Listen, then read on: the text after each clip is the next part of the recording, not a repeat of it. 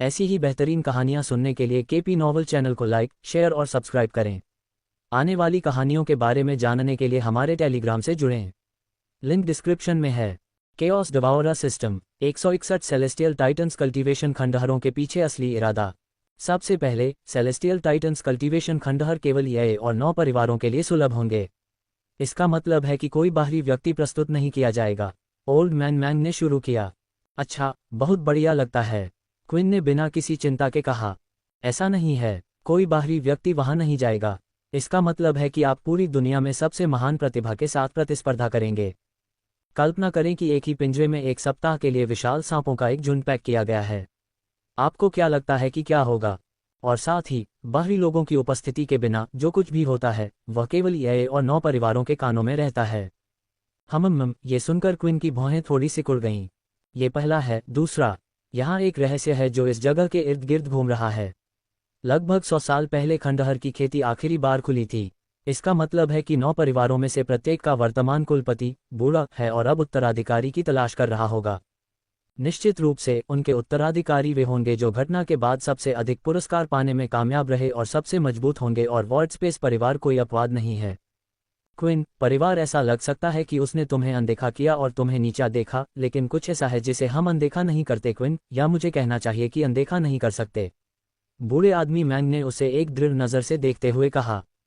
शक्ति, क्विन ने बड़बड़ाया। हाँ, शक्ति। अब तक तुम्हारे पास पर्याप्त शक्ति है, फिर तुम कुलपति के पद के लिए प्रतिस्पर्धा करने में सक्षम हो जाओगे। कल्पना करो कि अगर तुम अगले कुलपति बनने में कामयाब हो गए तो अपनी माँ को बचाना और भी आसान हो जाएगा। बस अपनी उपलब्धियों से दुनिया को सुन्न कर दो और पूरी दुनिया तुम्हारे जैसे असाधारण प्रतिभाशाली व्यक्ति को छोड़ने के लिए वॉर्डस्पेस परिवार को मूर्ख कहेगी। मुझे यकीन है कि वॉर्डस्पेस परिवार भी इतना मूर्ख नहीं है और इस बारे में सोचेगा। चाहे जो भी हो, ये तुम्हारे लिए ही अच्छी बात है, क्या तुम्हें नहीं लगता? ओल्ड मैन मैंग ने उस पर आंख मारते हुए कहा, जो अपना सीधा चेहरा बनाए रखने के लिए संघर्ष कर रहा था, लेकिन क्विन के चेहरे पर एक भयावह मुस्कान के रूप में खुद को रोक नहीं सका। अब जब वह इसके बारे में सोचता है तो उसमें एक तरह की समझदारी है। क्या होगा अगर उसका परिवार जो उसे देखता था और उसे कचरा कहता था, अचानक उसे अपने साथ लेने के लिए घुटनों पर आ जाए? ये निश्चित रूप से एक शानदार वापसी होगी, लेकिन इससे एक और महत्वपूर्ण दुर्घटना भी हुई। परिवार के उत्तराधिकारी संभावित अगले कुलपति होंगे। तुम प्रतिभाशाली लोगों के पास महान सपने हैं और कुलपति बनना सबसे महान है। इसका मतलब है कि तुम सभी इस आयोजन में पूरी ताकत से लग जाओगे, और जब मेरा मतलब पूरी ताकत से है तो एक दूसरे को अपंग करना या एक दूसरे की ताकत को यथासंभव सीमित करने की कोशिश करना भी एक अच्छी संभावना है। क्या तुम कल्पना कर सकते हो कि अगर तुम अपने भाइयों के खिलाफ खड़े हो जाओ तो क्या होगा? क्विन। ये सुनकर क्विन की आंखें खतरनाक रूप से सिकुड़ गईं। उसे अपने भाइयों का आतंक याद आ गया। वे अब किस स्तर की खेती कर रहे हैं? क्विन ने भारी मन से पूछा। वे पिछले कुछ समय से मध्य उल्का रैंक चरण में हैं। मुझे यकीन है कि उन्हें अगले रैंक तक भी पहुंच जाना चाहिए था, लेकिन वे सभी सेलेस्टियल टाइटन्स खेती खंडहर में सफलता पाने की कोशिश कर रहे हैं। तुम प्रारंभिक उल्का रैंक पर हो, जो बहुत बढ़िया है, लेकिन नहीं भी है। शुक्र है कि तुम्हारे भाई नहीं जानते कि तुम इस आयोजन में शामिल हो रहे हो, इसलिए जो भी उनकी योजना होगी उसमें तुम विसंगति शामिल नहीं होगी। इससे आपको समय मिल जाता है, ओल्ड मैन मैंग ने कहा। जब कुलपति ने उन्हें अभियान में शामिल होने के लिए एक व्यक्ति को चुनने का निमंत्रण दिया तो उन्होंने सोचा कि यह परिवार में एक उभरता हुआ सितारा हो सकता है। उन्होंने कभी नहीं सोचा होगा कि यह वास्तव में खोया हुआ लंबा क्विन था।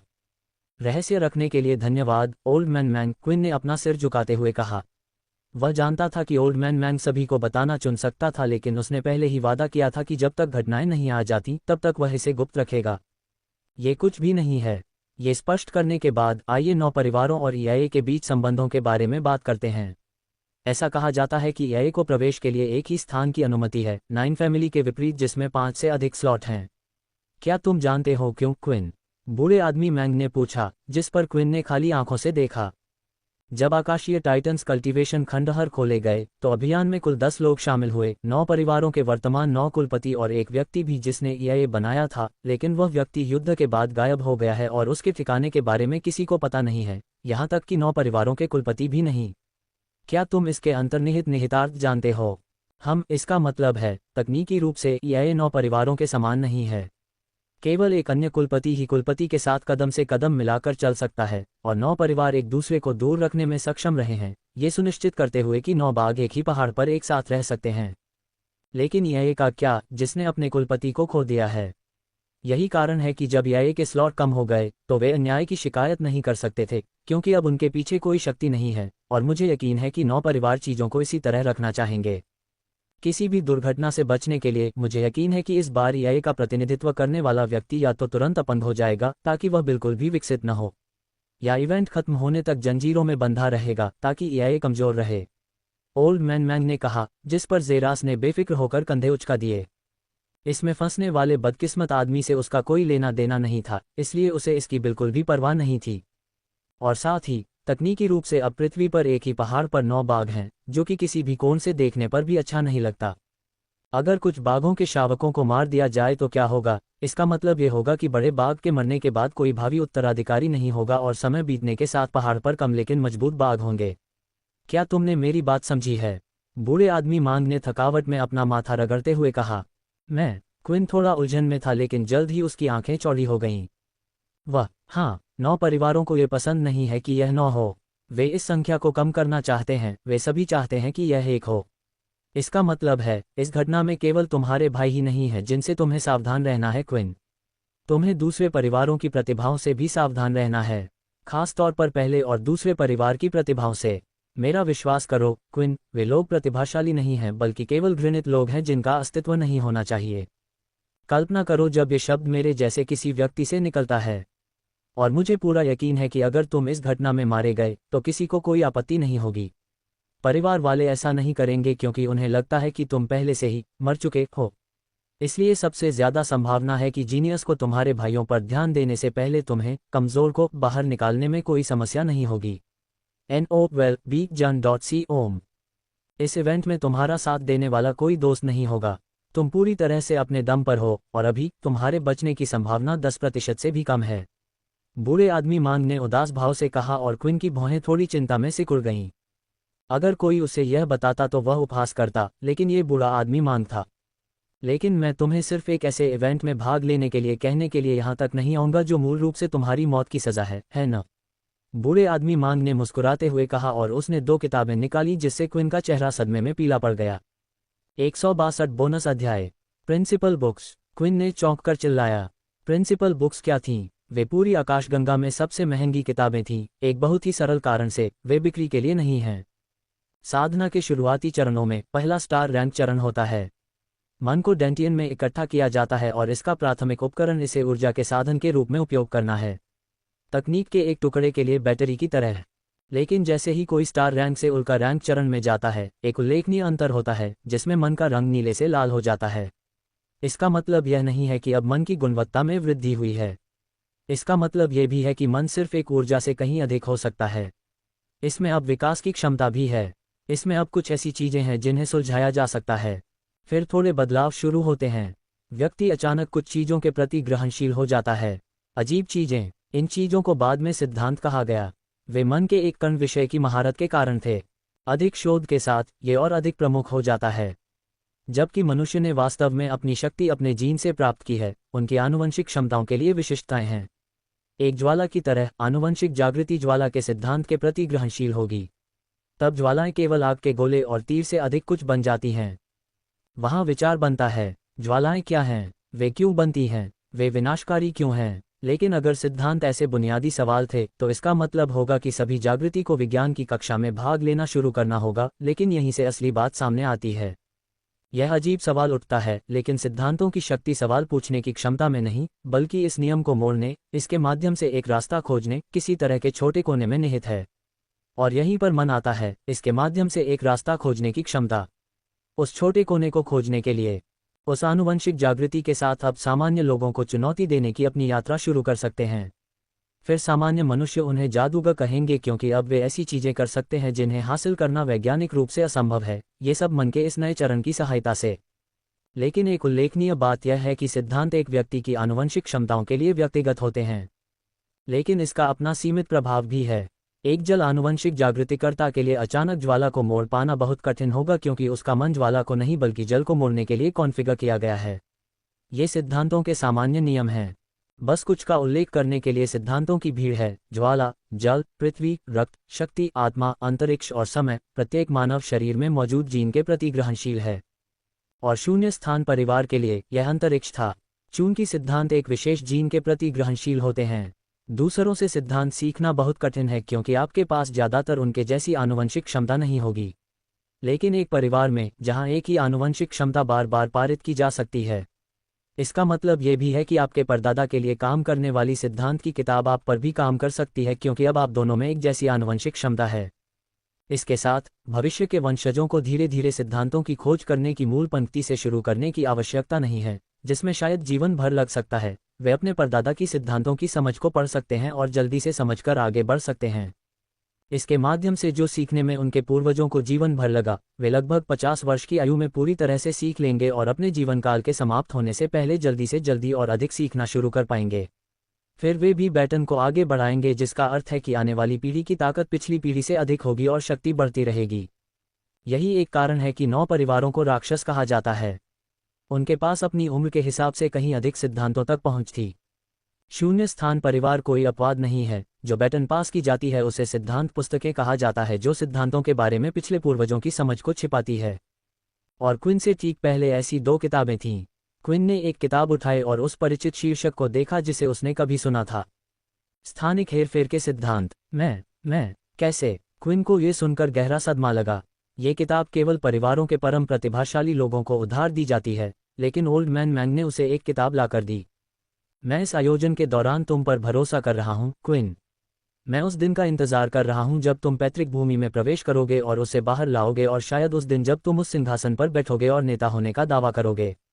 तुम अपने भाइयों के व्यवहार के बारे में अच्छी तरह से जानते हो, उनमें नेता की शांति की कमी है और वे बदमाश अधिक हैं। वे केवल अच्छे से ज़्यादा नुकसान ही करेंगे। यदि आप घटनाओं के शुरू होने से पहले इन 2 पुस्तकों को समझने में सक्षम थे, तो आपके बचने की संभावना 10% से बढ़कर 40% हो जाएगी। इसलिए अपना समय लें और अच्छी तरह से अभ्यास करें।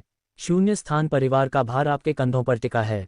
मैं प्रार्थना करता हूं कि आप इसके बल से कुचले न जाएं, क्विन।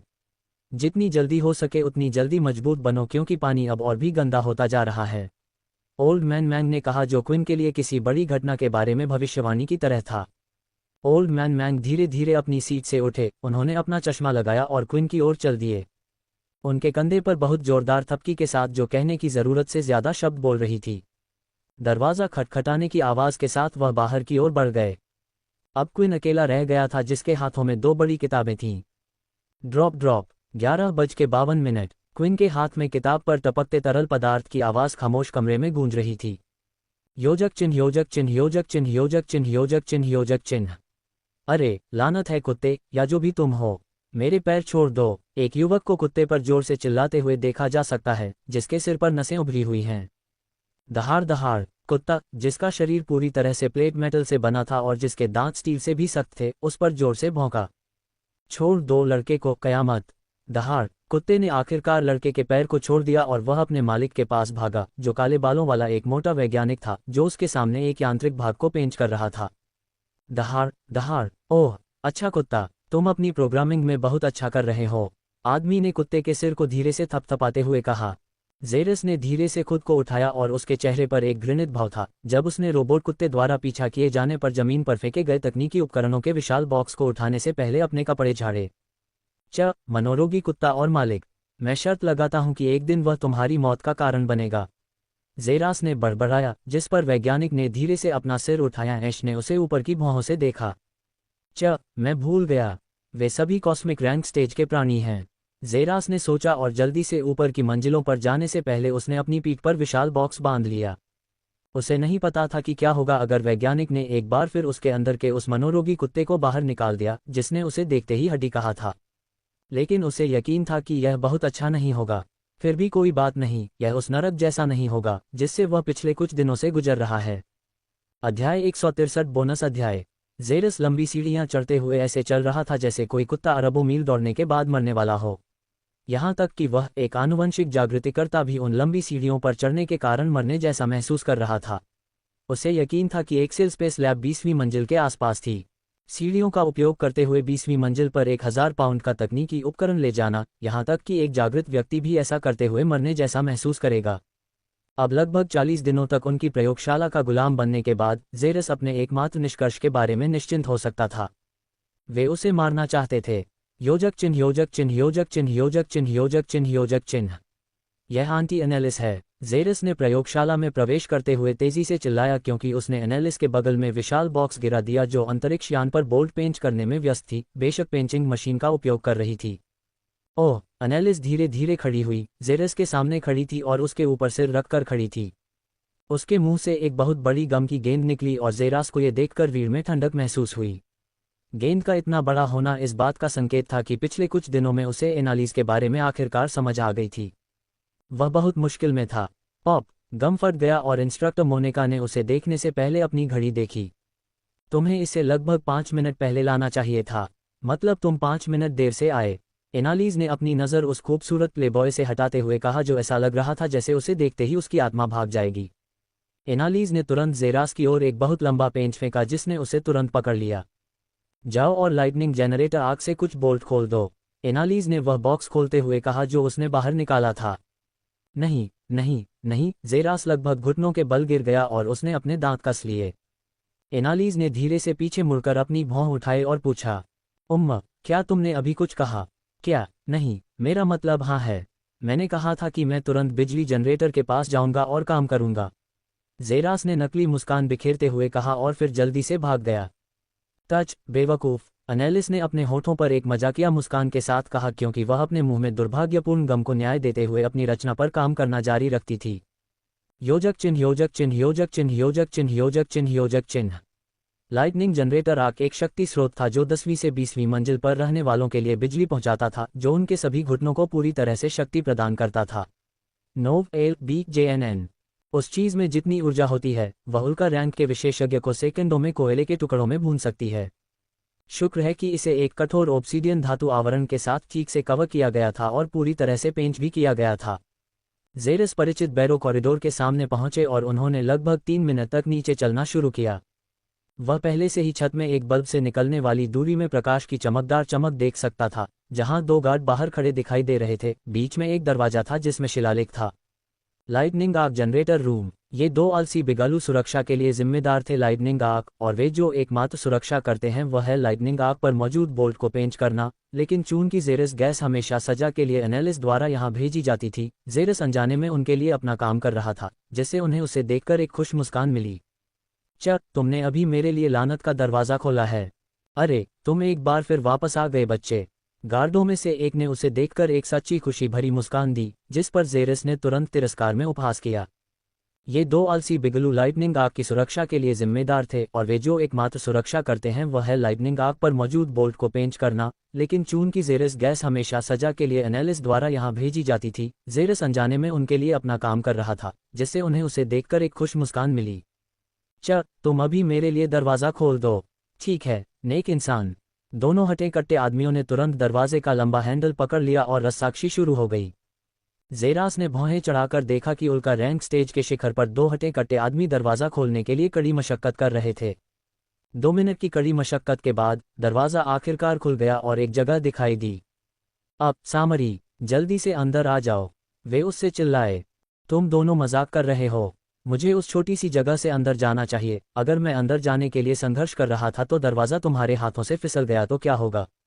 मैं एक मांस की टिकिया बनकर रह जाऊंगा। अगर वह दरवाज़ा पूरी तरह से नहीं खुलता है तो मैं वैसे भी नहीं जाऊंगा, चाहे कितनी भी जगह क्यों न बन जाए। जेरास ने दीवार पर झुकते हुए और खुद से सीटी बजाते हुए कहा। छी! दोनों पहरेदारों ने नापसंदगी से नाक भान सिकोड़ी, लेकिन उन्होंने अपने दांत और जोर से भींचते हुए मान लिया। हालांकि उनका ये सामरी किसी भी तरह से विनम्र नहीं था, फिर भी वे उसे उन जंगली बोल्टों को घुमाने के लिए जाना पसंद करते हैं बजाय उनके। योजक चिन्ह योजक चिन्ह योजक चिन्ह योजक चिन्ह योजक चिन्ह योजक चिन्ह। 3 मिनट बाद दरवाजा आखिरकार खुल गया क्योंकि दोनों गार्ड घुटनों के बल गिर गए और हौंफने लगे। बढ़िया काम, जेरास ने उनसे कहा और धीरे धीरे दरवाजे में घुसा, लेकिन थोड़ा रुक गया क्योंकि उसने उत्सुकता से दरवाजा खटखटाया। क्या 500 पाउंड ऑब्सीडियन धातु की चट्टान? जेरास ने दरवाजे की कठोरता को महसूस करते हुए चौंककर चिल्लाया। आखिर किस तरह का मनोरोगी आकाशगंगा में 5वीं सबसे भारी धातु का इस्तेमाल दरवाजे के लिए करेगा? जैसे ही जेरास ने दरवाज़ा खोला, दरवाज़ा बंद हो गया और जेरास के सामने एक विशाल कमरा था जिसमें हजारों केबल एक साथ रखे हुए थे और सभी एक विशाल धातु के बॉक्स की ओर निर्देशित थे जो लगभग 5 मीटर ऊंचा था। जेरास ने उस विशाल बॉक्स को देखा और उसके शरीर पर हजारों बोल्ट देखे और उसने गहरी सांस ली। ये बिजली जनरेटर आग था।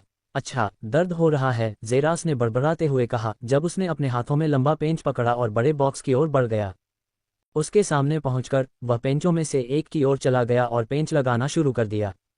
अरे घे, खैर चलिए दूसरे बोल्ट पर आते हैं। सजा पूरी करने से पहले उसे अभी भी 3 से ज्यादा बोल्ट खराब करने थे।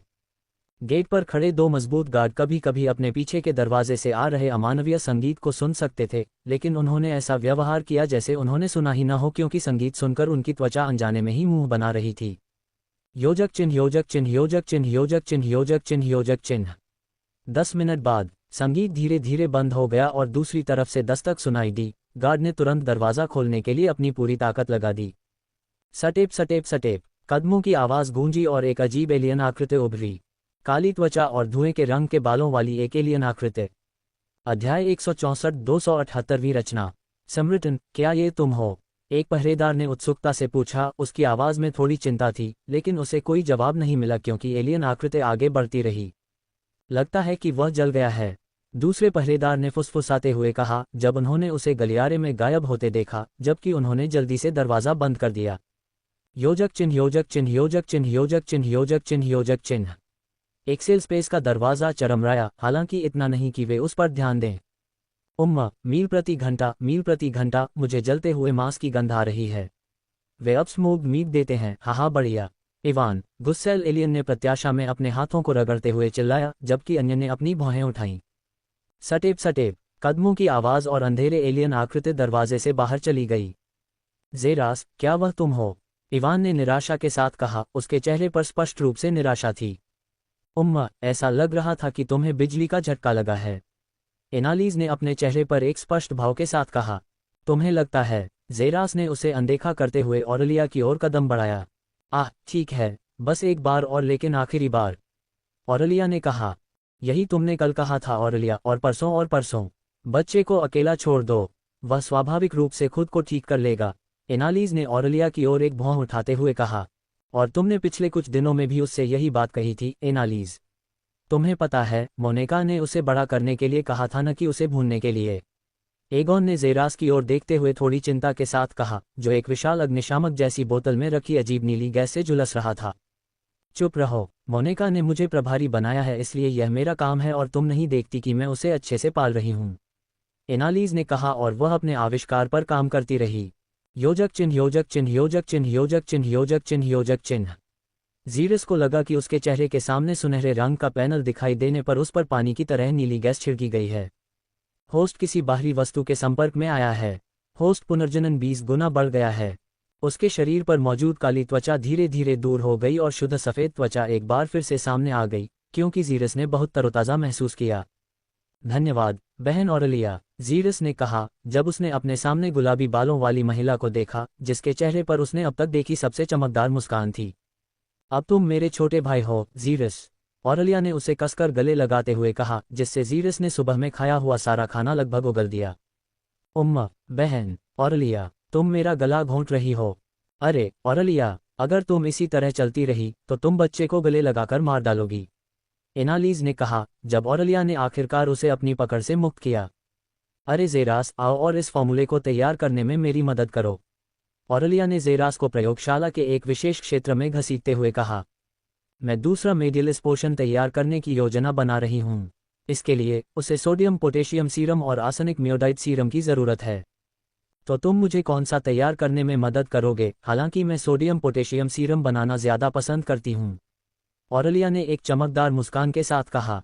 ठीक है, तो मैं आर्सेनिक म्योडाइड सीरम तैयार करूंगी, जेरास ने जवाब दिया। अगर कोई ऐसा था जिसकी वह पूरी प्रयोगशाला में स्वेच्छा से मदद कर सकता था, तो वह ऑरेलिया थी, उसकी अजीब बहन। बहुत बढ़िया, मैं तुम्हारा इंतजार करूंगी, ऑरेलिया ने एक चमकदार मुस्कान के साथ कहा और छोटी सी प्रयोगशाला से बाहर जाने से पहले उसके गाल पर एक चुंबन दिया। लेकिन अचानक वह दरवाज़ा पूरी तरह से बंद करने से पहले रुक गई। जेरास वहीं सुनना खड़ा रहा, क्योंकि उसका दिमाग जो उसने अभी सुना था उसे संसाधित कर रहा था और उसे एक विलक्षण परिणाम दे रहा था। 3.3 मिलियन स्टार कॉइन। ये सेलेस्ट्रिया परिवार द्वारा उसे लैब चूहे के रूप में बेचने से कहीं ज्यादा कीमत का था। और अरे भाई, याद रखो, आर्सेनिक म्योडाइड सीरम के एकल घटक की कीमत 3 मिलियन स्टार कॉइन से ज्यादा है, इसलिए कृपया इसे गड़बड़ न करें, ऑरेलिया ने दरवाज़ा बंद करने से पहले उसे आंख मारते हुए कहा। जेरास वहीं सुनना खड़ा रहा, क्योंकि उसका दिमाग जो उसने अभी सुना था उसे संसाधित कर रहा था और उसे एक विलक्षण परिणाम दे रहा था। 3.3 मिलियन स्टार कॉइन। ये सेलेस्ट्रिया परिवार द्वारा उसे लैब चूहे के रूप में बेचने से कहीं ज्यादा कीमत का था। चिंता मत करो बहन ऑरेलिया, तुम मुझ पर भरोसा कर सकती हो। जेरास ने काम पर जाने से पहले अपनी गर्दन और उंगली को चटकाते हुए कहा। ये 274वीं बार होगा जब वह उपचारात्मक प्रकार का रासायनिक औषधि बना रहा होगा, इसलिए वह खुद पर काफी आश्वस्त था। ठीक है, चलो शुरू करते हैं। जेरस तुरंत उठ खड़ा हुआ और बोर्ड की ओर बढ़ा जहां सैकड़ों टेस्ट ट्यूब और रासायनिक फ्लास्क देखे जा सकते थे। आर्सेनिक म्योडाइड सीरम के लिए सामग्री। जेरस ने बुदबुदाया क्योंकि उसका दिमाग पूरी तरह से काम करने लगा और उसने अलग अलग फ्लास्क निकालना शुरू कर दिया। योजक चिन्ह योजक चिन्ह योजक चिन्ह योजक चिन्ह योजक चिन्ह योजक चिन्ह। ओह, बस कुल 150 घटक। जेरस ने एक विशाल फ्लास्क उठाकर मिश्रण करना शुरू करने से पहले एक चमकदार मुस्कान के साथ कहा। आर्सेनिक म्योडाइड सीरम एक उपचारात्मक सीरम था जिसके बारे में कहा जाता है कि यह सुधार के सिद्धांत के आधार पर पूरी तरह से मुड़ी हुई हड्डियों को ठीक कर सकता है।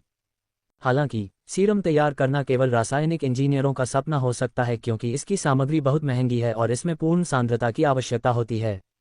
जेरास ने तुरंत 15 छोटे टेस्ट ट्यूब लिए और उन्हें एक ही समय में फ्लास्क में डाल दिया।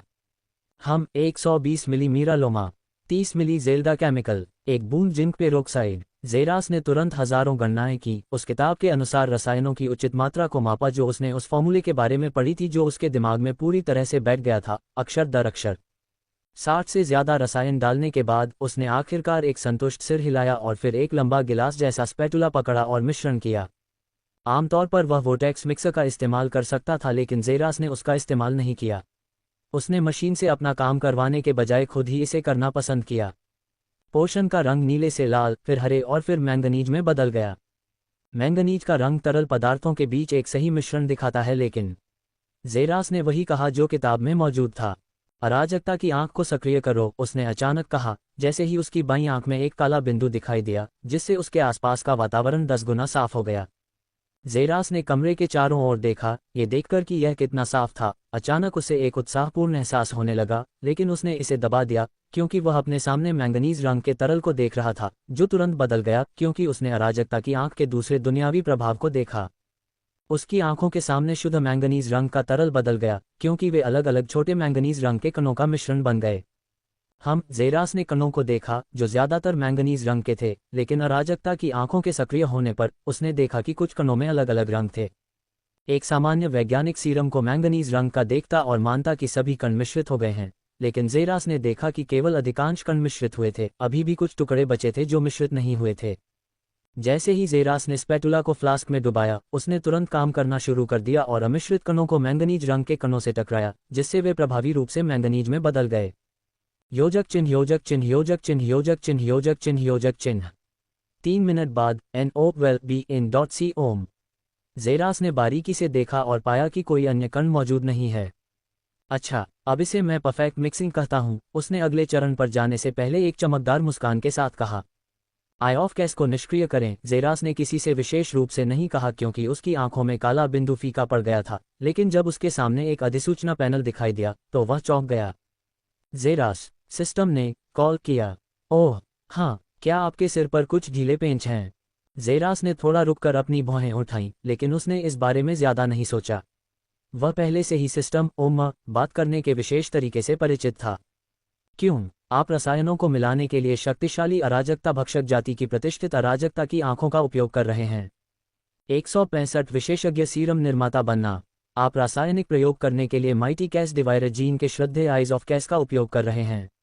सिस्टम चौंक कर चिल्लाया और जेरास को पूरा यकीन था कि अगर यह ऐसा करने में सक्षम होता तो यह बाहर कूद जाता और उसका सिर फाड़ देता।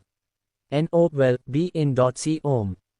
आप मेरी तरह नहीं सोच रहे हैं सिस्टम, आप जानते हैं कि यह चीज़ भविष्य में मेरे लिए वाकई फायदेमंद हो सकती है। जेरास ने जेल बनाने वाली मशीन के पास आते हुए कहा, मेरी ताकत के अलावा मेरे पास और क्या है? मेरी ताकत सर्वशक्तिमान नहीं है, मैं अदृश्य नहीं हूं और मुझसे ज्यादा ताकतवर अनगिनत लोग हैं। शायद कभी ऐसा आए जब मुझे पैसे की जरूरत हो या कुछ सालों के लिए नश्वर की तरह जीना पड़े, चाहे किसी ठिकाने पर या किसी और जगह पर, मुझे नहीं पता। आप जानते हैं कि सिर्फ मेरी ताकत के साथ यह बहुत मुश्किल होगा। आप जानते हैं, ये सिर्फ एक और अंतरआयामी युद्ध प्रशिक्षण चरण या कुछ और जैसा लगता है, लेकिन मेरा मानना है कि प्रशिक्षक मोनिका कुछ ऐसा हासिल करने की कोशिश कर रहे हैं जो वाकई में कुछ गहरा है। जेरास ने दरवाज़ा बंद करने से पहले अपने हाथों में मैंगनीज की बोतल चौकोर मशीन में रख दी। अपने बगल में एक कंप्यूटर पकड़कर वह तुरंत मशीन के प्रोग्रामिंग सॉफ्टवेयर को हैक करने में लग गया और फिर मशीन के गड़गड़ाने पर अपने कोड इनपुट करने लगा। उसे छोड़कर और टेबल की ओर बढ़ते हुए वह तुरंत काम पर लग गया और इस्तेमाल की गई कुछ बोतलों को उनके सही स्थान पर वापस रख दिया और कुछ पूरी तरह से इस्तेमाल की गई बोतलों को फेंक दिया। मुझे लगता है कि प्रशिक्षक मोनिका मुझे जीवन जीने का एक तरीका सिखा रहे हैं, किसी तरह का काम, अगर आप इसे ऐसा कह सकते हैं। अब मैं आसानी से 90-100% पूर्णता के साथ अधिकांश शुरुआती और औसत सीरम और 50-60% पूर्णता के साथ शीर्ष श्रेणी के सीरम बना सकता हूं। आप भी जानते हैं कि इन सीरम का प्रभाव बहुत बढ़िया है। इसके अलावा मैं एक हैकर के रूप में भी काफ़ी प्रतिभाशाली हूं। एक मास्टर हैकर, एगोन द्वारा दी गई टिप्पणी। मैं पहले से ही कम श्रेणी की तकनीक को हैक कर सकता हूं। अब तक वे टेक्नोगामा चरण से नीचे हैं। मैं अंतरिक्ष यान निर्माण के बारे में सारी जानकारी जानता हूं, सिर से पैर तक हर एक भाग। मैं सभी ग्रेड के सीरम की 6 मिलियन से अधिक रेसिपी जानता हूं। मैं रोबोटिक्स में सबसे अच्छी तरह से उपयोग की जाने वाली 10 मिलियन से अधिक धातुओं और उपकरणों को जानता हूं। क्या आपको लगता है कि यह सब इंटरडायमेंशनल कॉम्बैट ट्रेनिंग का अगला चरण है? क्या सभी इंटरडायमेंशनल कॉम्बैट विशेषज्ञों को वास्तव में इसकी आवश्यकता है? जेरास ने पूछा जब वह 10 की उल्टी गिनती में लगी मशीन की ओर बढ़ रहा था। मुझे नहीं पता कि यह ज्ञान किस लिए है, लेकिन अगर आप पिछले 40 दिनों की तुलना मेरे वर्तमान से करें, तो मुझे किसी भी कारण से संदेह नहीं होगा कि कोई व्यक्ति मुझे क्यों चुनता है और वह है मेरा वर्तमान। इसलिए कोई फर्क नहीं पड़ता कि प्रशिक्षक मोनिका क्या हासिल करने की कोशिश कर रही है। हम दोनों अच्छी तरह जानते हैं कि इससे मुझे बहुत लाभ हो रहा है, इसलिए क्यों न इसमें पूरी तरह से प्रयास किया जाए और भी बेहतर परिणाम प्राप्त करने के लिए अराजकता की आंखों का उपयोग करना। डिंग, मशीन से आवाज आए और उसके किनारे हरे रंग की रोशनी से जगमगा उठे। जेरस ने तुरंत फ्लास्क को बाहर लाने से पहले उसके किनारे पर बटन दबाया। फ्लास्क के अंदर अब पूरी तरह से नीले रंग का एक जेल जैसा पदार्थ था, जबकि उसके चारों ओर हरे रंग की छोटी रोशनी थी। आखिरकार हो गया। मुझे इसे सिस्टर ऑरलिया के पास शुद्धता के स्तर की जांच के लिए ले जाना चाहिए। जेरस ने प्रयोगशाला से बाहर निकलते हुए कहा। योजक चिन्ह, योजक चिन्ह, योजक चिन्ह, योजक चिन्ह, योजक चिन्ह, योजक चिन्ह। ऑरलिया, सिमरडाइल पोशन कुछ ऐसा है जिसे आप इतने समय से बनाने की कोशिश कर रही हैं। क्या जेरास को दूसरा मुख्य घटक बनाने में मदद करने देना वाकई एक बुद्धिमानी भरा फैसला है? वह सिर्फ एक नौसिखिया है, याद रखें। एगोन ने ऑरलिया से पूछा, जिसके हाथ में एक छोटी टेस्ट ट्यूब थी और वह टेस्ट ट्यूब की सामग्री को बार बार घुमा रही थी। नहीं, चिंता मत करो, मैं 3 और विफलताओं को संभाल सकती हूँ, ऑरलिया ने कहा जैसे कि यह कुछ भी नहीं था, जबकि बाकी लोगों ने अपनी आंखें घुमाईं। 3 और विफलताएं 10 मिलियन स्टार सिक्कों से ज्यादा थीं, फिर भी उसने कहा कि यह कुछ भी नहीं था। सीरम बनाने वाले वाकई बहुत अमीर हैं, जबकि ऑरलिया सिर्फ दूसरे स्तर पर थी। मैं इससे निपट चुका हूं, बहन ऑरलिया। ये रहा। जेरास प्रयोगशाला में चला गया और ऑरलिया को फ्लास्क सौंप दिया, जिसने इसे अपनी आंखों को संकुचित करके प्राप्त किया। लेकिन जैसे ही उसने जेरास को भूत की तरह देखा, उसकी आंखें जल्दी ही चौड़ी हो गईं। इस सीरम की शुद्धता का स्तर अविश्वसनीय रूप से उच्च है। वाह, मुझे लगा कि केवल शुद्धता स्तर वाली मशीन ही इसका निर्धारण कर सकती है, जेरास ने कहा, जब ऑरलिया धीरे धीरे मशीन की ओर बढ़ी और फ्लास्क को उसमें डाला। प्रतिशत के साथ संख्याएं तुरंत दिखाई देने लगी और पूरा समूह स्तब्ध रह गया, क्योंकि उन्होंने प्रतिशत को बढ़ते हुए देखा, जो जल्दी ही 100 तक पहुंच गया। लेकिन यह वहां नहीं रुका, क्योंकि यह बढ़ता रहा। बधाई हो, ये सीरम 112% शुद्धता पर है। आप एक स्तर 3 सीरम निर्माता हैं। क्या? समूह ने चौंक कर चिल्लाया और परिणामों के आंकड़ों को देखते हुए अपनी सीट से उछल पड़े, फिर मुड़कर जेरास को एक अजीब नज़र से देखा। क्या? जेरास ने पागल नज़र से थोड़ा पीछे हटते हुए पूछा। अच्छा काम, एनालीज ने अचानक कहा, जबकि जेरास वहीं सुन्न खड़ा था। एनालीज ने आखिरकार उसे पहली बार बधाई दी। वाह, ये कुछ पागलपन भरी गति थी। एगोन ने उसे देखते हुए खुद से ही बड़बड़ाया, जैसे कि वह किसी राक्षस को देख रहा हो, लेकिन उसका कारण निराधार नहीं था। सामान्य रूप से सीरम बनाने के लिए 7 स्तर होते हैं। प्रत्येक स्तर पर चढ़ना पहले वाले से 2 गुना मुश्किल होता है। पहला स्तर शुरुआती था, दूसरा स्तर गुणी था, तीसरा स्तर विशेषज्ञ था, चौथा स्तर मास्टर था, 5वां स्तर दिव्य था। जहां तक छठे और 7वें स्तर की बात है, तो उसे इसके बारे में ज्यादा जानकारी नहीं थी। आगे बढ़ने के लिए आमतौर पर कड़ी मेहनत और निरंतर अभ्यास की जरूरत होती है, लेकिन तब से सालों शब्द का कोई मतलब नहीं रह गया। जेरास यहां आ गया था। लैब में रहने के 3 दिन बाद ही नौसिखिया बन गया। 18 दिन बाद गुणी और अब 40 दिन बाद ही विशेषज्ञ बन गया। ये तो सालों का समय लगना चाहिए था, लेकिन छोटा बच्चा दिन लगा रहा था। ज़ेरा के चेहरे पर एक आत्मसंतुष्ट मुस्कान दिखाई दी क्योंकि उसे गर्व महसूस हो रहा था। रैंकिंग इवेंट में अपने सभी विरोधियों को हराने से भी बड़ा गर्व।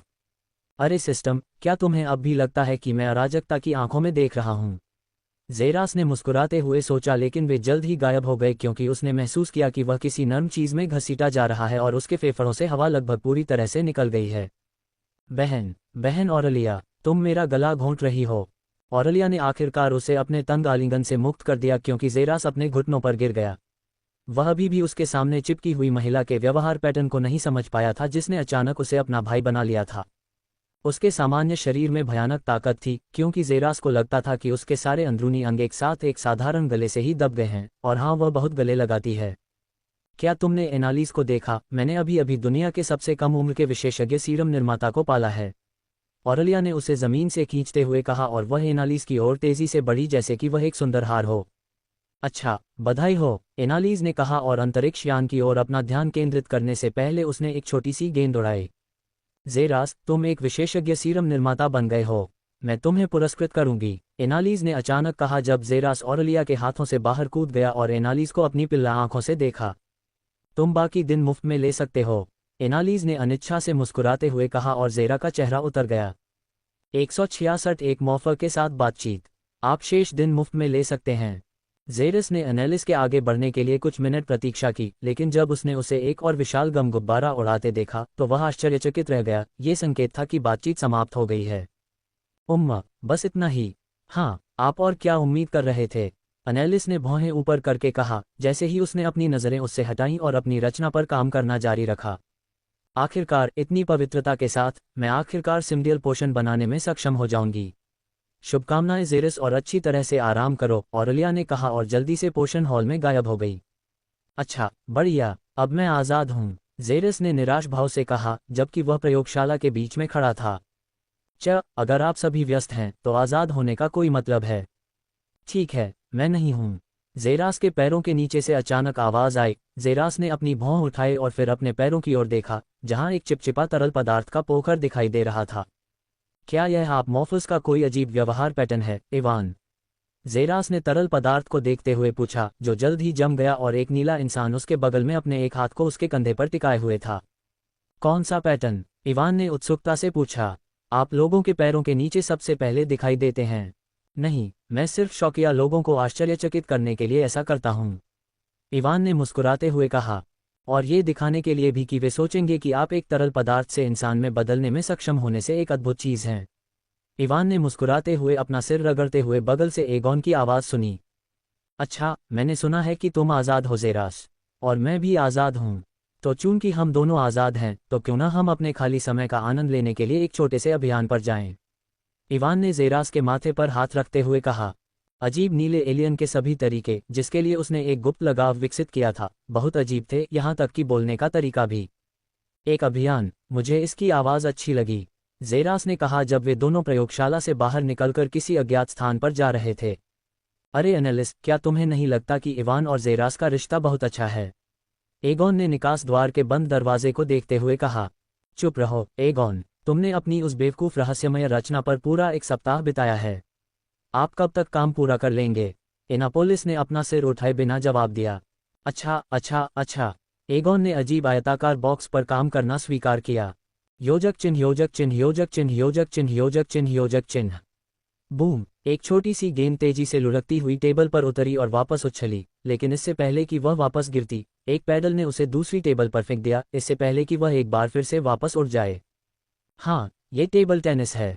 ज़ेरस पहले तो चौंक गया कि यह तथाकथित अभियान था जिसके बारे में इवान बात कर रहा था। पहले तो वह निराश हुआ, लेकिन दूसरों को खेल खेलते देखकर यह काफ़ी दिलचस्प हो गया और ज़ेरस को ये पसंद आने लगा। इवान की बहुत मदद से वह 30 मिनट से भी कम समय में पूरी तरह से समझ गया कि खेल कैसे खेलना है। तो इवान, क्या मैं तुमसे कुछ बातें पूछ सकता हूँ? ज़ेरस ने गेंद पर अपना पैडल पटकते हुए कहा जैसे ही वह एक गोलार्ध में हवा में घूमी और किनारे पर उतरी टेबल पर से, लेकिन इवान फिर भी उसे आसानी से वापस भेजने में कामयाब रहा, जिससे पता चला कि खेल में वह मूर्ख एलियन कितना अच्छा था। हाँ, पूछो, इवान ने खेल में पूरी तरह से उलझे हुए कहा। ठीक है, मैं बस ये पूछना चाहता हूँ कि आपकी नस्लीय क्षमता कैसे काम करती है। आप खुद को कैसे रूपांतरित कर लेते हैं और वह भी इतनी जल्दी। जेरस ने कहा और गेंद को एक बार फिर इवान की ओर वापस घुमाया। ठीक है, ऐसा इसलिए है क्योंकि हम मॉर्फस गू से बने हैं। हमारा आकार और शरीर आणविक स्तर तक पूरी तरह से निराकार है, इसलिए हम आसानी से अपने सेल और शरीर को पुनर्व्यवस्थित कर सकते हैं, आसानी से अपना रूप बदल सकते हैं।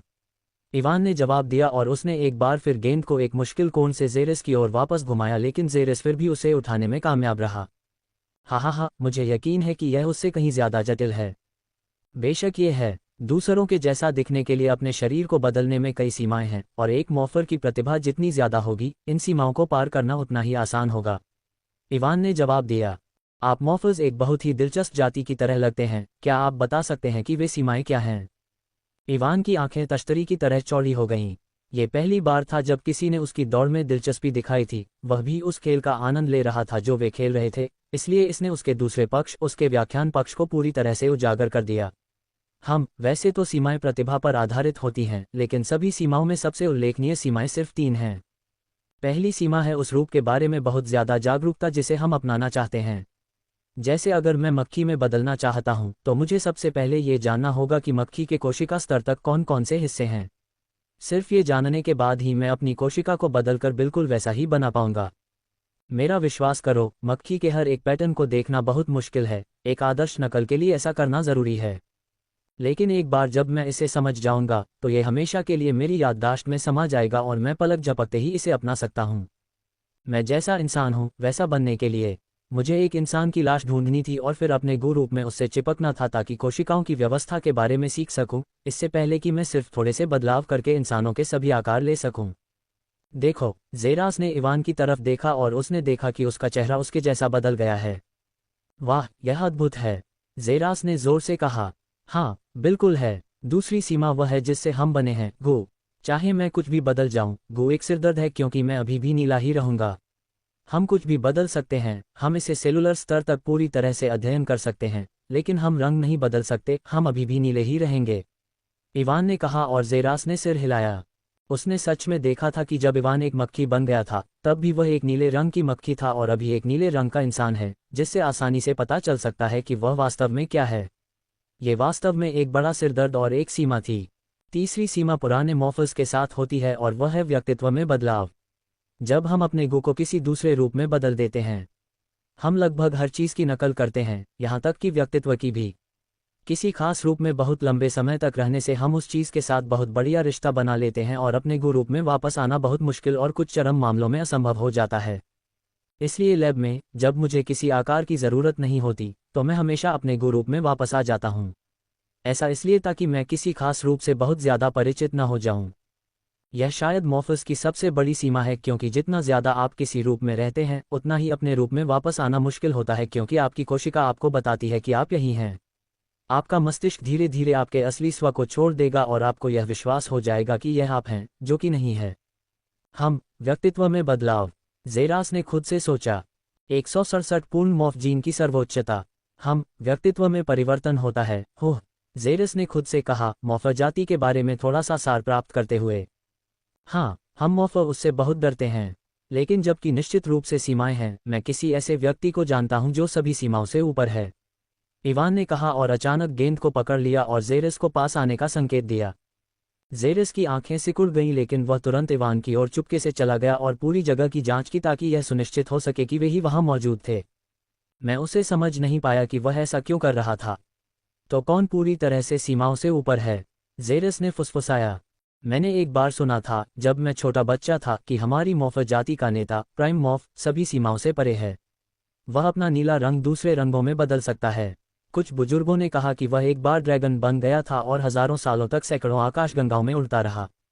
कुछ लोग कहते हैं कि वह अनगिनत सालों तक सितारों के समुद्र में तैरता हुआ एक विशालकाय व्हेल बन गया था।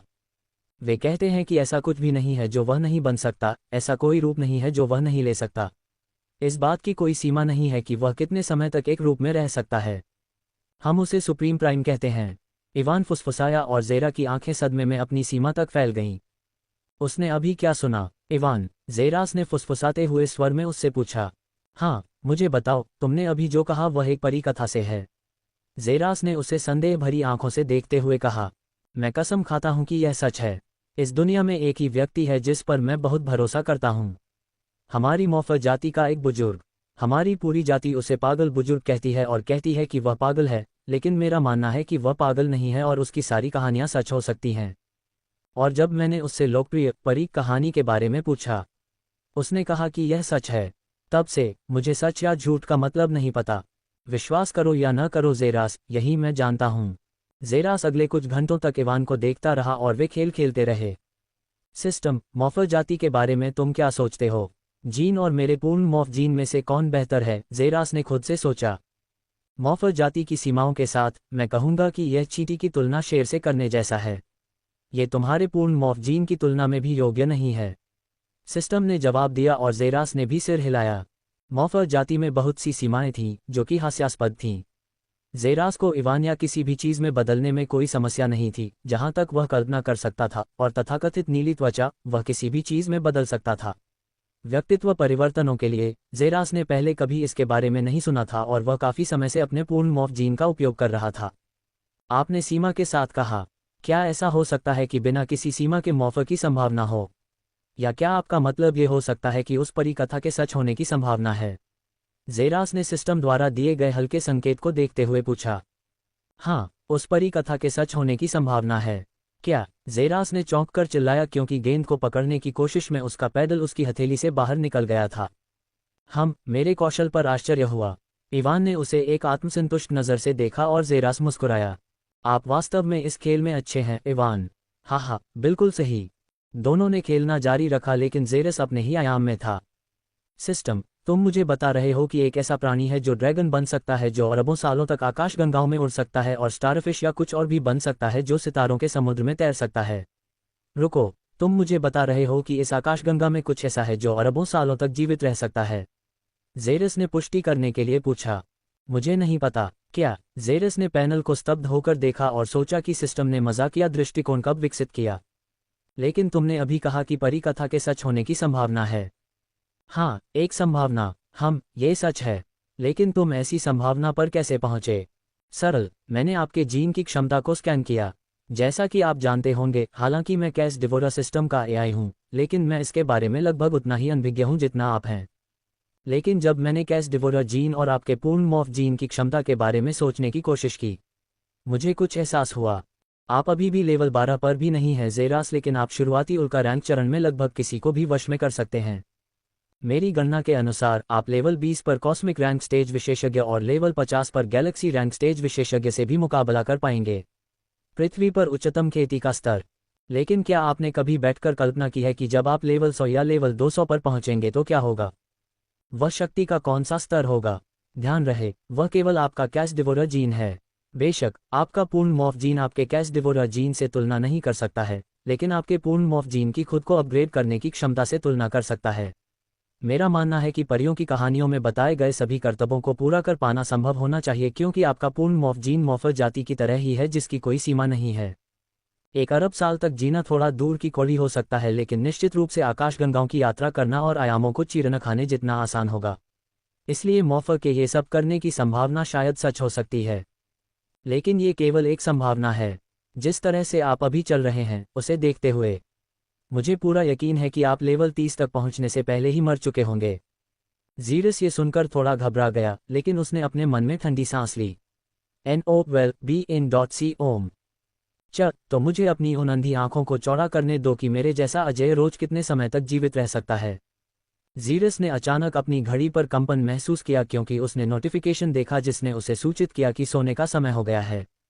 आइए आज यहीं रुकें, इवान।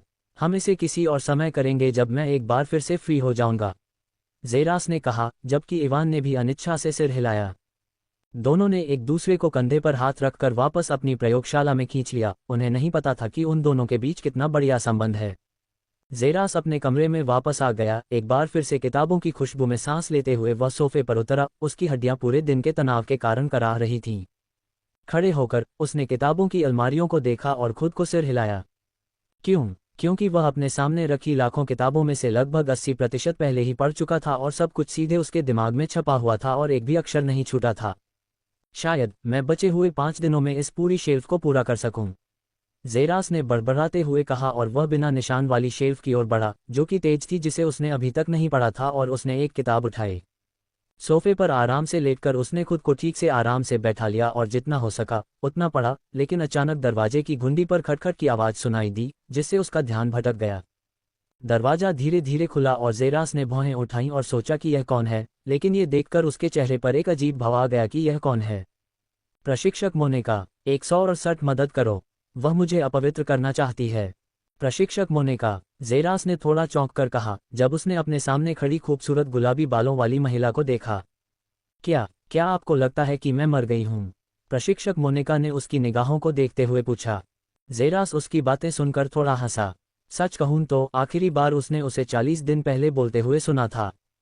प्रशिक्षक मोनिका ने अपना ध्यान हटाकर अलमारियों की ओर देखा, क्योंकि उसने देखा कि अधिकांश अलमारियों पर पूर्ण का अजीबोगरीब चिन्ह लगा हुआ था। वाह, तुम वाकई बहुत तेजी से पढ़ रहे हो। यह पागलपन है कि इतनी सारी जानकारी तुम्हारे उस छोटे से सिर में है। प्रशिक्षक मोनिका ने उसे कुछ हद तक गर्व से देखते हुए आवाज लगाई। ठीक है, मैं अपनी प्रशिक्षक मोनिका की अवज्ञा करने की हिम्मत नहीं कर सकता, है न? बेवकूफ, तुम्हारा मुंह वाकई मीठा है। वैसे भी ऑरेलिया ने मुझे बताया कि तुम अब ग्रेड 3 जेनेटिक सीरम निर्माता हो।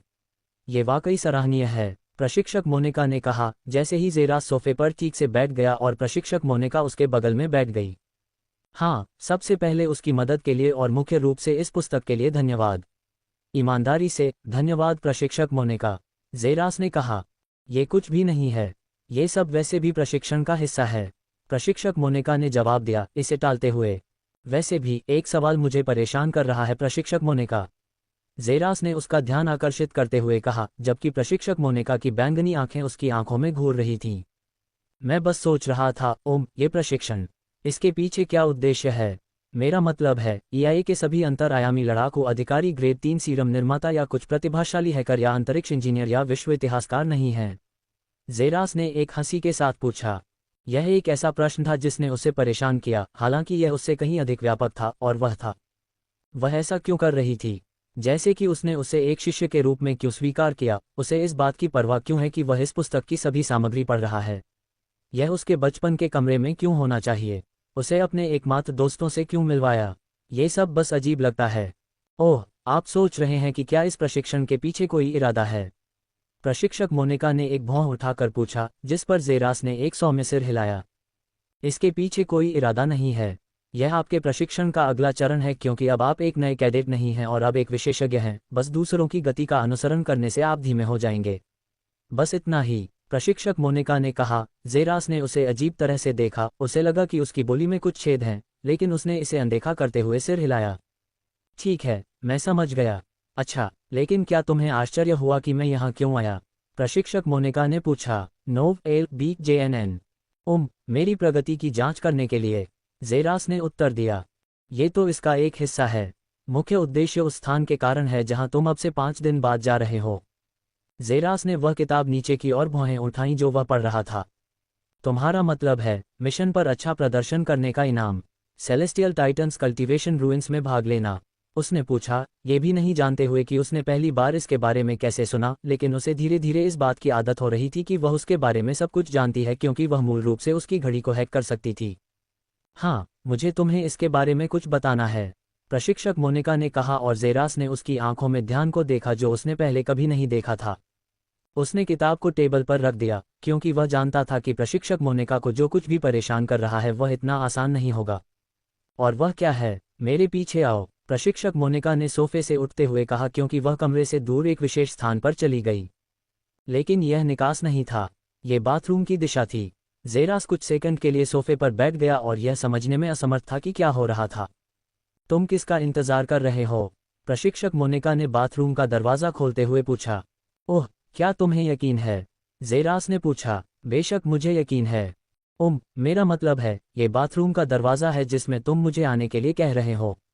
जेरास ने पुष्टि की। तो क्या? जेरा की आंखें चौड़ी हो गईं, वे पूरी तरह से हैरान रह गए, क्योंकि उनके सिर से निकलने वाले धुएं से उनका चेहरा और पूरा सिर लाल हो गया था और तापमान सिर्फ 1 डिग्री सेल्सियस अधिक था। अचानक प्रशिक्षक मोनिका ने अपनी भौहें ऊपर उठाईं, क्योंकि उसने देखा कि जेरास अपनी सीट से उठकर दरवाजे की ओर भाग रहा है।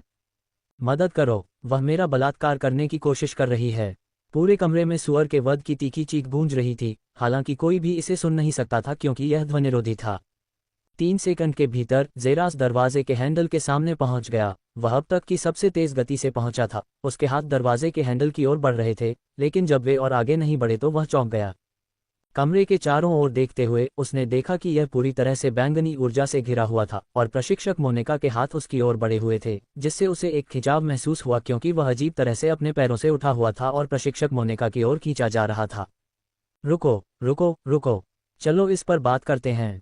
जेरास ने चिल्लाते हुए अपने दोनों हाथों से अपने पैरों के बीच को कसकर ढांक लिया। उसके चेहरे पर भीख मांगने का भाव था, लेकिन उसे प्रशिक्षक मोनिका की ओर से एक अजीब नज़र मिली जो खुद को हंसने से रोकने के लिए हर संभव कोशिश कर रही थी। तुम्हारी कल्पना शक्ति वाकई बहुत तेज है, प्रशिक्षक मोनिका ने कहा, जैसे ही जेरास उसकी हथेलियों के नीचे दिखाई दिया और उसने बाथरूम में लगे बड़े से दर्पण की ओर बढ़ने से पहले उसके सफ़ेद बालों को पकड़ लिया जो पूरी दीवार को ढंक रहा था। जेरास ने अपनी आंखें बंद कर लीं और सोचा कि वह उसे दर्पण में पटकने वाली है, जबकि वह खुद से सोच रहा था, भाड़ में जाओ, मैं बर्बाद हो गया। वह बहुत कठोर है। लेकिन उसके शरीर में अपेक्षित दर्द कभी नहीं हुआ और दर्पण पानी की तरह लहराया, इससे पहले कि वे दोनों उसमें गायब हो गए। योजक चिन्ह योजक चिन्ह योजक चिन्ह योजक चिन्ह योजक चिन्ह योजक चिन्ह। धमाका। जेरास ने खुद को जमीन पर फेंका हुआ महसूस किया जैसे ही उसने धीरे से अपनी आंखें खोलीं और फर्श से उठ खड़ा हुआ। अपने दोनों हाथों से उस हिस्से को ढंके हुए उसने उत्सुकता से इधर उधर देखा, लेकिन अपनी जगह को देखते हुए उसने अपनी भौहें ऊपर उठाईं। यह एक मध्यम आकार का सुंदर हॉल था, पूरी तरह से सफ़ेद, जिसमें केवल एक सीट थी और उसके शीर्ष पर एक बहुत ऊंचा पोडियम था। प्रशिक्षक मोनिका ने ताली बजाई और हवा में एक होलोग्राफिक दिखाई दिया जिस पर लिखा था, सेलेस्टियल टाइटन्स कल्टीवेशन खंडहर। ओह! जेरास ने अपनी नज़र वापस प्रशिक्षक मोनिका की ओर घुमाई, जो अपने दोनों हाथों को देख रहे थे जो अभी भी उनके पैरों को ढंके हुए थे। शर्मिंदगी से उसका चेहरा तुरंत गुलाबी हो गया क्योंकि उसने खुदाई करने के लिए कोई छेद खोजने की पूरी कोशिश की। मुझे लगता है कि किसी ने मुझ पर बलात्कारी होने का आरोप लगाया है, प्रशिक्षक मोनिका ने गुस्से से अपना चेहरा छिपाने की कोशिश करते हुए कहा, लेकिन वह खुद को रोक नहीं पाए और अचानक हंसने लगी। जेरास वहां खड़े होकर उसे दिल खोलकर हंसते हुए देखने के अलावा कुछ नहीं कर सकता था। प्रशिक्षक मोनिका ने आखिरकार खुद पर काबू पाया और उसे ऊपर से नीचे तक जांचा। तुम खुद को बहुत ज्यादा महत्व देते हो, क्या तुम्हें नहीं लगता? प्रशिक्षक मोनिका ने कहा। तारांकन, अच्छा, और मेरे जैसी खूबसूरत महिला भी अभी भी अयोग्य है। मुझे आश्चर्य है कि तुमने अपनी सीमा कितनी ऊंची रखी है, प्रशिक्षक मोनिका ने जिज्ञासा से कहा, उसकी आवाज़ में। लेकिन मुझे तुम पर गर्व है। यह अजीब होता अगर मैं तुम्हें बाथरूम में आने के लिए कहती और तुम तुरंत ऐसा करती। मुझे लगता कि तुम एक विकृत व्यक्ति हो और शायद तुम्हें सबक सिखाने के लिए तुम्हारी कुछ हड्डियां तोड़ देती। लेकिन तुरंत भाग जाना कुछ ऐसा था जिसकी मैंने उम्मीद नहीं की थी। मुझे लगा कि तुम्हारे पास चर्चा करने के लिए कुछ महत्वपूर्ण है। जेरास ने उसका ध्यान हटाने की कोशिश करते हुए कहा, ठीक है, तुमने कहा था कि तुम जिस सेलेस्टियल टाइटन्स कल्टीवेशन खंडहर की यात्रा पर जा रहे हो वह मिशन में अच्छा प्रदर्शन करने का इनाम है न? प्रशिक्षक मोनिका ने पूछा। हाँ, वैसे भी मिशन की सफलता के लिए मैं ही जिम्मेदार था, जेरास ने गर्व से उत्तर दिया। ठीक है, मुझे नहीं पता क्यों, लेकिन मुझे ये कहने से नफरत है, प्रशिक्षक मोनिका ने कहा और जेरास ने अपना सीना और ऊपर उठा लिया। आखिरकार प्रशिक्षक मोनिका से प्रशंसा बहुत दुर्लभ थी। तुम इस अभियान में मर जाओगे। क्या? 169 जीवन लक्ष्य। मैंने कहा था कि इस अभियान में तुम मर जाओगे, अगर नहीं तो मैं तुम्हें अभी जो मदद दे रहा हूं उसके कारण, प्रशिक्षक मोनिका ने एक बार फिर कहा, जब जेरास थोड़ा शांत हुआ और फिर एक बार उसे अजीब तरह से देखने लगा। ठीक है, मदद के लिए धन्यवाद, लेकिन मुझे आश्चर्य है कि तुमने क्यों कहा कि मैं मर जाऊंगा। मुझे नहीं लगता कि मैंने किसी को भी नाराज किया है, जेरास ने असमंजस में आवाज लगाए। ये सच हो सकता है, प्रशिक्षक मोनिका ने कहा, जब उसने अपनी घड़ी पर टैप किया और उसकी घड़ी कंपन करने लगी। ग्रेड 3 गुप्त सूचना, EIA के जेरास सेलेस्ट्रिया नामक आकृति पर एक इनाम रखा गया है जो अगले 5 दिनों में सेलेस्टियल टाइटन्स कल्टीवेशन खंडहर की ओर बढ़ेगा। पूर्ण विराम। पुरस्कार, अगर जीवन 500,000 स्टार सिक्के, अगर मर गया 300,000 स्टार सिक्के। जेरास ने खाली भाव से नोटिफिकेशन को देखा और सोचा कि क्या ये इंस्ट्रक्टर मोनिका की ओर से कोई शरारत थी। ये 9 परिवारों के सभी प्रतिभाशाली लोगों के लिए फैलाया गया है जो आपके साथ कल्टीवेशन खंडहर की ओर जा रहे हैं, इंस्ट्रक्टर मोनिका ने कहा और जेरास को उसमें मजाकिया भाव की गंध नहीं आ रही थी। लेकिन क्यों? मैंने किसी को नाराज नहीं किया, जेरास ने खुद से कहा, लेकिन उसने अपनी भौहें ऊपर उठाई क्योंकि उसे पिछली बार मिले उस छायादार वस्त्रधारी व्यक्ति के बारे में याद आया। लेकिन वह जानता था कि वे एक गुप्त पंथ थे और अगर वे उसके प्रति अपने इरादों को सार्वजनिक करते हैं तो ये बहुत बेवकूफ़ी होगी। हाँ, तुमने नहीं किया। बस किसी ने तुम पर ध्यान दिया और तुम्हें अपनी योजनाओं के लिए खतरा माना, इसलिए तुम्हें खत्म कर दिया जाना चाहिए। इंस्ट्रक्टर मोनिका ने जवाब दिया और ज़ेरा की आंखें सिकुड़ गईं। क्या तुम जानते हो कि वह कौन है? ज़ेरास ने पूछा। मुझे लगता है कि असली बात जो आपके दिमाग में होनी चाहिए वह ये है कि आप अभियान में अपहरण या मारे जाने से कैसे बचेंगे। आपके सिर पर इनाम कोई छोटी बात नहीं है, आप जानते हैं। प्रशिक्षक मोनिका ने दुष्टता से मुस्कुराया। आप मेरा सिर लेने की योजना नहीं बना रहे हैं, है न? ज़ेरास ने संदिग्ध भाव से उसकी ओर देखते हुए कहा। जब कोई उसे बताता है कि उसके सिर पर एक सुंदर केक रखा गया है और वे दुष्टता से मुस्कुराते हैं, तो ये सोचना बहुत ज़्यादा नहीं है कि वे केक अपने लिए चाहते हैं। शांत हो जाओ, बेवकूफ़।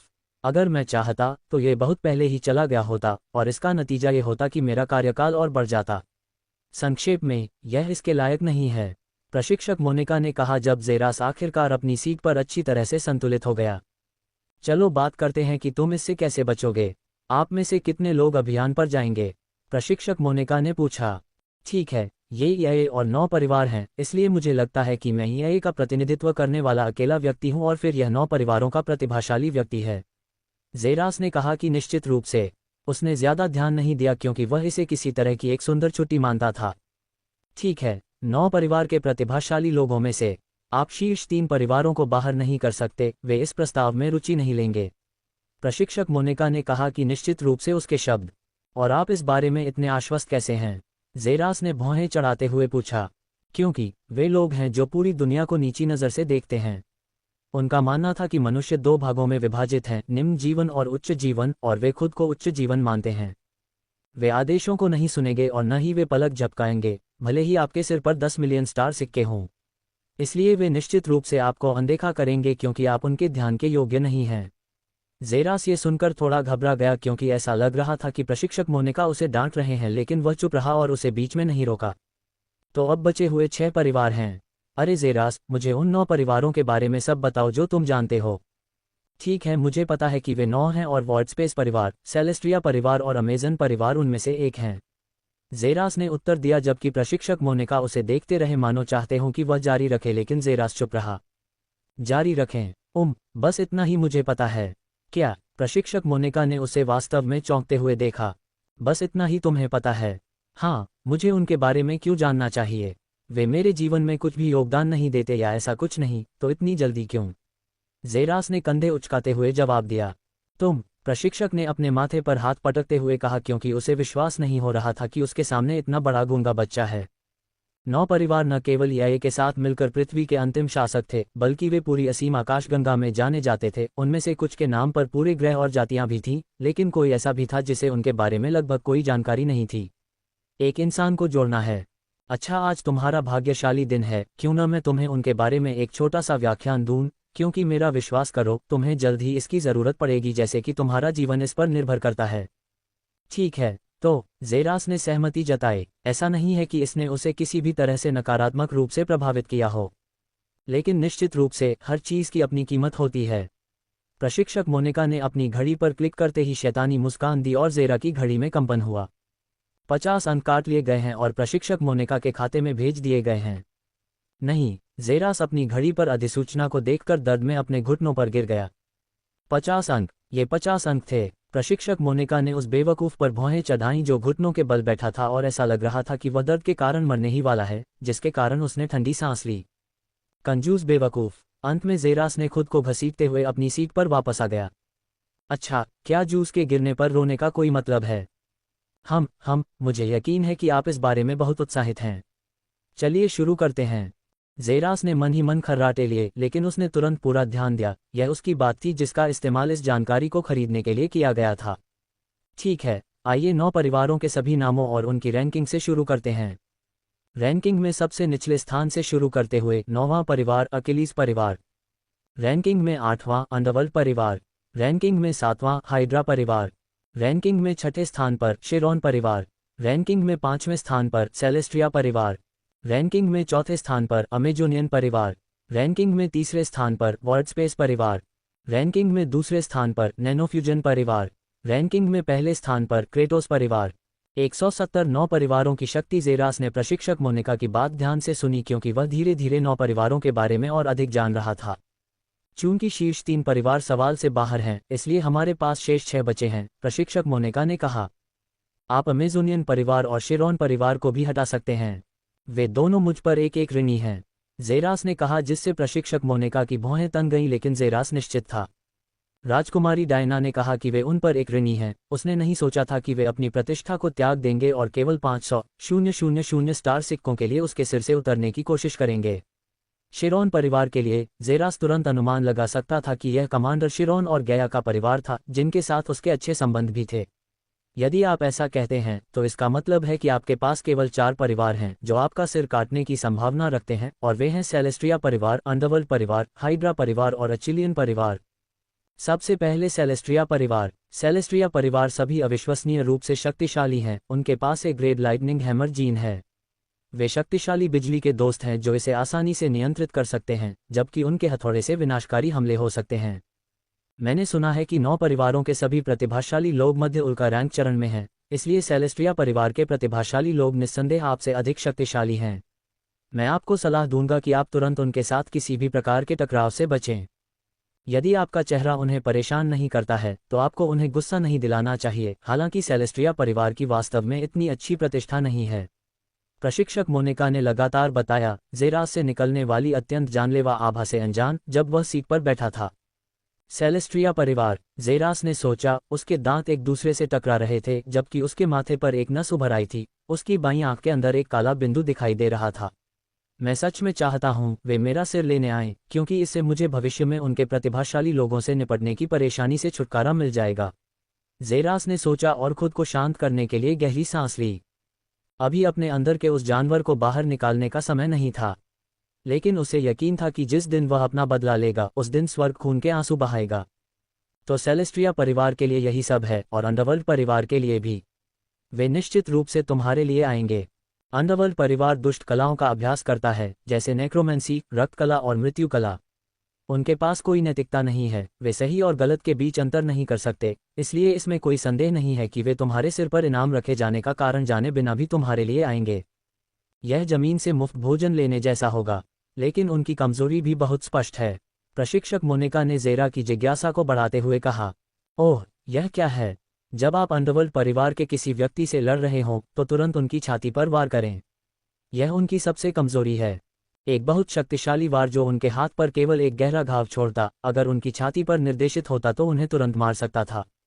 ओह, कितना दिलचस्प है, जेरास ने अपने जबड़े को रगड़ते हुए कहा, जबकि उसकी आंखें जिज्ञासा से चमक रही थीं। लेकिन चूंकि वे अपनी कमजोरी से अवगत हैं तो वे निश्चित रूप से इसे बचाने के लिए हर संभव प्रयास करेंगे। लेकिन फिर भी मेरा मानना है कि आपको कम से कम असहाय नहीं होना चाहिए। आप निश्चिंत रह सकते हैं, प्रशिक्षक मोनिका। अच्छा, फिर तीसरा परिवार, हाइड्रा परिवार। उनकी प्रतिभाएं सभी महिलाएं हैं जिनमें अपने सिर को सांप के सिर में बदलने की विशेष क्षमता है। वे आमतौर पर कामुक कला का प्रदर्शन करने में अच्छे होते हैं, जिससे आप तुरंत उनकी ओर आकर्षित हो जाते हैं और धीरे धीरे आप उनके द्वारा नियंत्रित हो जाते हैं, वासना से अभिभूत हो जाते हैं और अचानक आपका सिर काट दिया जाता है।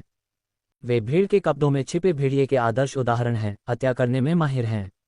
उनमें कोई कमजोरी नहीं है, लेकिन जेरास के बारे में मुझे आपको कुछ चेतावनी देनी चाहिए, प्रशिक्षक मोनिका ने गंभीर स्वर में कहा। ओह, यह क्या है? कभी भी उनके सांप के सिर को चीरने की कोशिश मत करना, अगर तुम ऐसा करोगे तो तुम जल्दी मर जाओगे, प्रशिक्षक मोनिका ने कहा और जेरास ने भौहें उठाईं। यह एक अजीब जानकारी थी। आखिरी में अकिलीज परिवार होना चाहिए। जब रक्षा की बात आती है तो वे नंबर 1 हैं, बिना किसी हिचकिचाहट के सभी हमलों को झेलने में सक्षम हैं, प्रशिक्षक मोनिका ने कहा और जेरास ने ठंडी सांस ली। अगर वे इतने मजबूत हैं तो उन्हें अंतिम स्थान क्यों दिया गया है? जेरास ने मजाक करते हुए पूछा। ऐसा इसलिए है क्योंकि उनमें एक घातक कमजोरी है, और वह है उनके पैरों का निचला हिस्सा, उनकी एड़ियां। बस उस जगह पर एक शक्तिशाली हमला करें और वे गंभीर रूप से कमजोर हो जाएंगे, प्रशिक्षक मोनिका ने जेरास की ओर सरसरी नजर डालते हुए कहा। यह वाकई एक अजीब कमजोरी थी। कहा जाता है कि उनके पास सबसे अच्छा बचाव है, लेकिन उनके पैरों पर हमला करने से वे गिर सकते हैं। ये कितना अजीब है। तो ये बात यहीं खत्म हो गई। तीनों परिवारों के लिए बस अपनी पूरी क्षमता से उनसे दूर रहें, वे आपकी समझ से परे हैं, प्रशिक्षक मोनिका ने उसे गंभीरता से सलाह दी। चिंता मत करो प्रशिक्षक मोनिका, मेरे पास पहले से ही बहुत सारे दुश्मन हैं, अगर मैं और दुश्मन पालता हूं तो ये बेवकूफ़ी होगी। जेरास ने मुस्कुराते हुए जवाब दिया और प्रशिक्षक मोनिका ने स्वीकृति की मुहर लगा दी। दोपहर के 1:57। चिंता मत करो प्रशिक्षक मोनिका, मेरे पास पहले से ही बहुत सारे दुश्मन हैं, अगर मैं और दुश्मन पालता हूं तो ये बेवकूफ़ी होगी। जेरास ने मुस्कुराते हुए जवाब दिया और प्रशिक्षक मोनिका ने स्वीकृति की मुहर लगा दी। अच्छा, जानकारी के लिए धन्यवाद प्रशिक्षक मोनिका, मैं इसकी बहुत सराहना करता हूँ। जेरास ने उसे कृतज्ञतापूर्वक प्रणाम करते हुए कहा। तुम अजीब तरह से सहज लग रहे थे, क्या तुम्हारे पास कोई समर्थन है जो वो को नहीं पता? प्रशिक्षक मोनिका ने उत्सुकता से पूछा क्योंकि उसने जेरा के व्यवहार को देखा। वह उस व्यक्ति की तरह नहीं था जो पृथ्वी पर सबसे मजबूत परिवार के शक्तिशाली प्रतिभाशाली व्यक्ति द्वारा वध किए जाने वाला था। बिल्कुल इसके विपरीत प्रशिक्षक मोनिका, जेरास ने अपना सिर हिलाते हुए उत्तर दिया, लेकिन उसके होठों पर एक चंचल मुस्कुराहट देखी जा सकती थी। क्या तुम्हें यकीन है? प्रशिक्षक मोनिका ने पूछा। हाँ, मुझे यकीन है। और तुम्हें नहीं लगता कि यह एक शरारत है? प्रशिक्षक मोनिका ने कहा। वह जेरास के बिल्कुल लापरवाह आभा से संतुष्ट नहीं थी। यह ऐसा था जैसे कोई बेवकूफ़ी करने वाला हो। बेशक मुझे नहीं लगता। तो फिर तुम इतने ढीले क्यों हो? ऐसा इसलिए है क्योंकि आपने केवल मेरा बुद्धिमान पक्ष देखा है और यह आप सभी को चौंका देने के लिए पर्याप्त है प्रशिक्षक मोनिका। लेकिन क्या आप सभी ने मेरा दूसरा पक्ष देखा है?